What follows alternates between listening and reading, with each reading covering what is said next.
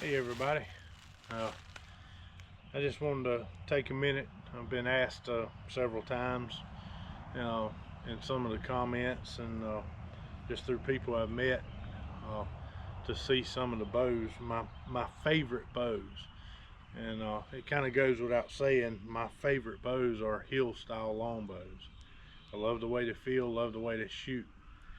But I'm going to show you three of my favorites of all that I've ever shot, that I've killed a lot of animals with, and I'm going to show you. I'm going to throw a little bit of a curveball in there that may surprise some of you that have gotten to know me. But I want to show you the first one here. This is a St. Patrick Lake hill style longbow, but it's a little bit different. If you look right here, it has a G10 riser. So this bow was actually cut to center. This was one of the first, not the first, but one of the first hill style bows that I really started killing a lot of animals with. You could put any arrow in it. It loved pretty much any arrow over 550 grains. It shot well, right on up to 700 grains. It shot amazing. And it was because that G10 riser is cut to center, easy to tune. It's really good. I know the G10, put in these heel bows and cutting them to center, it is going to cost you a lot more money.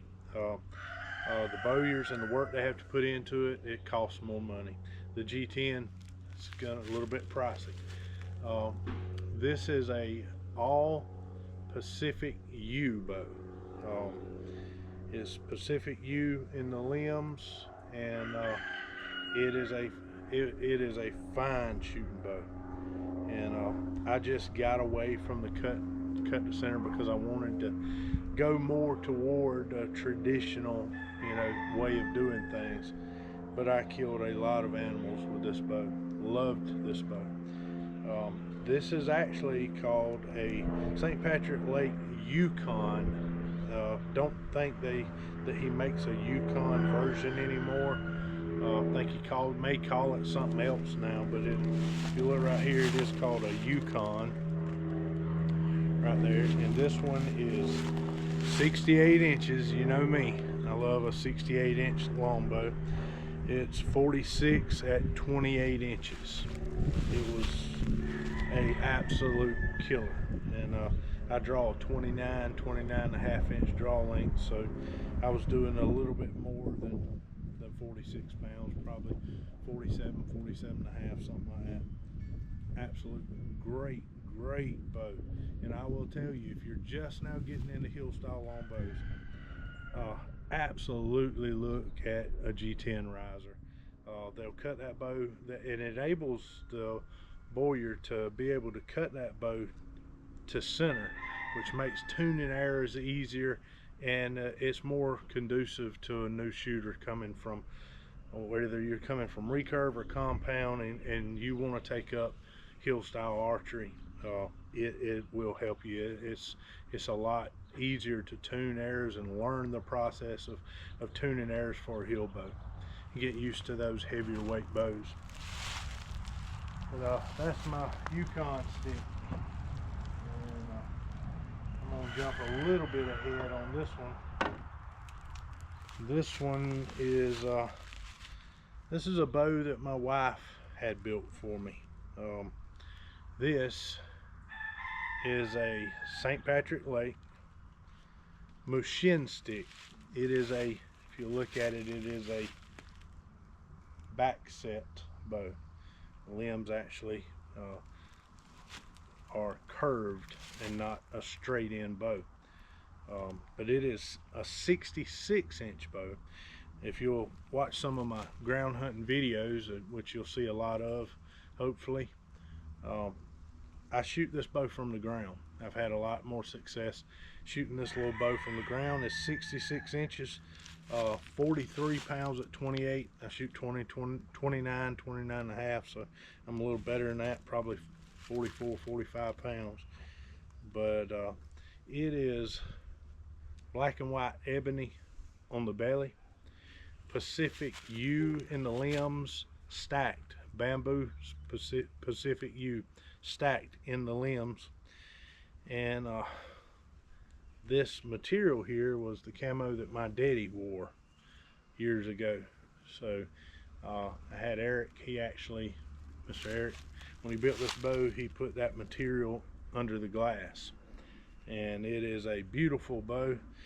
And of course, always the star of the show is this gorgeous quiver that Donnie made at Creek Walker. I love these quivers. I can just tell you with a lot of assurance, I'll never have any other quiver on my hill bow than Donnie's quivers.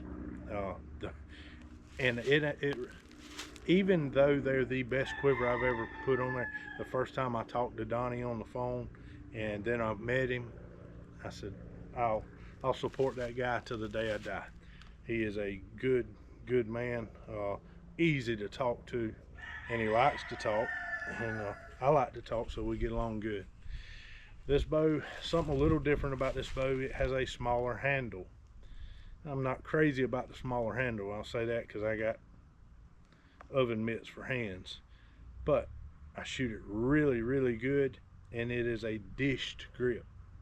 A little getting used to, but if you get to where you like a dish grip, it's hard to go to a straight grip. So this might be something you want to consider, a dish grip coming over from like a recurve. It's gonna feel a little more to what you're used to, somewhat. But the main thing with a hill bow is finding that center, where center is, and putting that pressure with your hand in the middle. However you have to do that. If you do like this on this bow, you high risk grip this bow, you're not going to shoot well at all. It wants this wrist to drop, that way you're pushing, all the weight is going toward the center of this handle right here.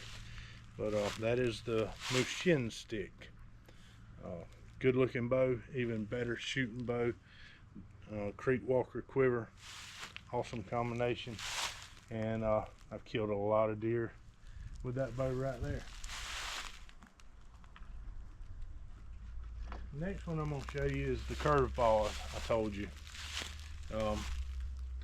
This bow right here, and that's a big if, I was to get a wild hare one day and I was going to go shoot an animal with a recurve bow, you are looking at, in my opinion, I don't know these folks, they never gave me anything, never talked to them. This bow belongs to a friend of mine that lets me hunt with it because he's got a big heart. And but I have I'm gonna tell you, this is a Toki, trying to remember the name of it, Chinook. This is Toki's recurve. It is short and it feels in the draw as much like the draw of a heel bow I've ever felt in a recurve. I mean, silky smooth. It's got a lot of working limb, and I mean, it makes me want to shoot a recurve. It is beautiful. Look at the wood on this bow.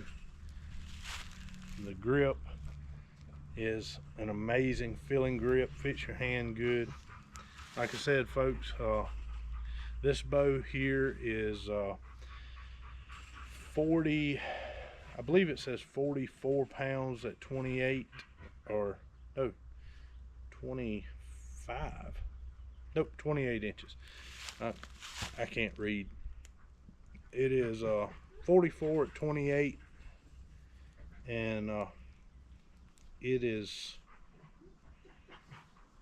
yep, and it says an Apache on there, but I guess that's what it's talking about. However, you know what grip, they must have put that on there too, whether you shoot split or Apache or 300, whatever. But I'll tell you this, if I was going to go and pick up anything other than a heel bow and hunt with and shoot a recurve, I'm telling you, this would be it. it would be an amazing tree stand bow.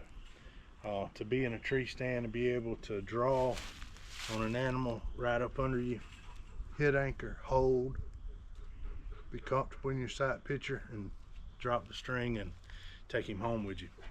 That right there is a fine bow. That is again a Tulkey Chinook recurve. Love that bow. If I was gonna shoot a recurve. But this right here is my main bow. Y'all know and will recognize this one. I've killed more deer with this bow than blue tongue. This is my American stick. It is all cocobola wood with bamboo cores. It is a straight bow. It is 48 at 28, but I've actually measured this bow and it actually comes out closer to 49 at 28. And at my draw, I'm hitting 50 pounds on a scale. I've actually scaled this bow, and it is beautiful. Beautiful wood, straight grip on it. I actually wrap, my handles. I don't like the leather grips, but it is a gorgeous bow. This is there again, a creek walker quiver. This quiver is one that Donnie built for me, and I have tortured it. This quiver, whatever it looks like, it is because of me. I have had this same quiver on 4 different bows. I have taken this quiver off and had to throw it out of the stand before to get down. It has been tortured, and it's still with me.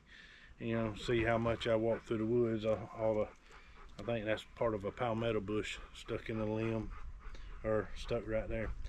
If you notice, there's blood on this bow. You can see where I've sprayed bug spray, and it's gotten on the limbs. And I didn't think that would come out. And a fellow was telling me the other day, talking about polishing hill style bows. And I took a rag and took furniture polish and polished it out, and it came out, and man, it looked like a mirror again. So I'm gonna probably do that again. And but this is my American stick. This is currently my hunting bow that I hunt with the most. I'm actually fixing to order another set of strings for this bow. But I just want to take a minute and do a short video on these hill style bows, and basically 4 of my favorite bows. And I know it's kind of funny that one of my favorite bows turns out to be a recurve, but it's everything to me with traditional bows is how they draw, how they feel at anchor. Am I comfortable with my sight picture at anchor? And if a bow is stacked at my draw, I'm not comfortable with it. I don't want a bow that stacks. It causes your brain to start wanting to drop that string and get out of that predicament that it's in. So I want a bow that draws smooth, that comes up in weight very, very slowly, but has good cast and good shootability, and all around decent speed. Speed's not a big factor when you're hunting with a hill bow, but energy is. And if you tune your arrows well out of a hill style bow, there's nothing in North America it won't kill. I've had a lot of success with these bows, and you can too. But that's it for today. I just wanted to make a short video and brag about some of the bows that the Lord's given me the opportunity to own and shoot. And like I said, I don't get none of this stuff free or anything like that. I wish I did. I'd have a lot more of it. That's why most of my stuff is beat up and used so much. But I thank y'all for watching my videos, and we're gonna end this one right here. God bless y'all.